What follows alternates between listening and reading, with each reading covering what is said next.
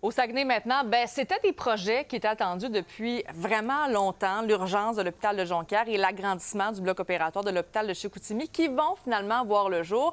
Et là, Sarah Léa, c'est la première ministre du Québec qui en a fait l'annonce aujourd'hui.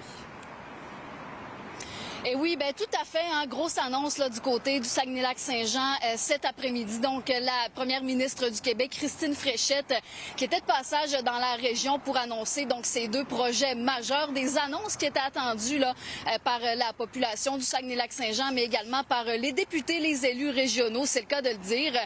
Donc, les projets, oui, qui avaient été annoncés d'abord dans le budget du ministre des Finances en mars dernier, Éric Girard. Donc, l'hôpital de Chicoutimi, entre autres, c'était une phase de planification. On parlait à ce moment-là d'un projet de près de 500 millions de dollars. Le projet qui verra le jour plutôt au coût de 840 millions de dollars. Et également, pour ce rafraîchissement, cette cure de rajeunissement pour l'hôpital, l'urgence de Jonquière, au coût plutôt de 90 millions de dollars. Donc, le projet d'agrandissement qui prévoit la modernisation du bloc opératoire, la construction d'un nouveau pavillon clinique moderne qui sera relié aux installations actuelles, entre autres. La mise à niveau puis l'entretien des actifs, ça a fait l'objet de trop peu d'attention avant 2018, pendant plusieurs années. Et quand on est arrivé au pouvoir, le rattrapage, il était important. Ça va prendre encore plusieurs années parce que la capacité de payer des Québécois aussi, elle est limitée. Il faut la respecter. Donc là, on a mis beaucoup d'accent sur les établissements de santé parce que les besoins sont grands, sont criants. Sur un autre sujet, la multinationale Rio Tinto a mis en service aujourd'hui le nouvel aluminerie agrandi. C'est quand même un projet de 2 milliards de dollars.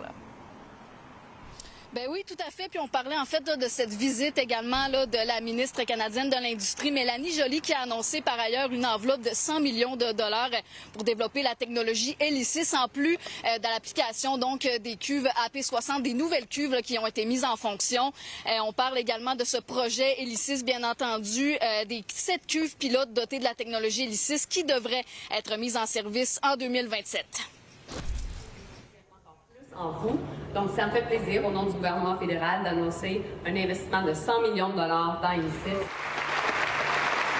On est une superpuissance de la production d'aluminium avec la Chine. Et dans le contexte actuel, il y a bien des acheteurs d'aluminium qui ne veulent pas acheter de la Chine. Alors, on devient l'alternative. C'est ici que ça se passe en termes d'alternative.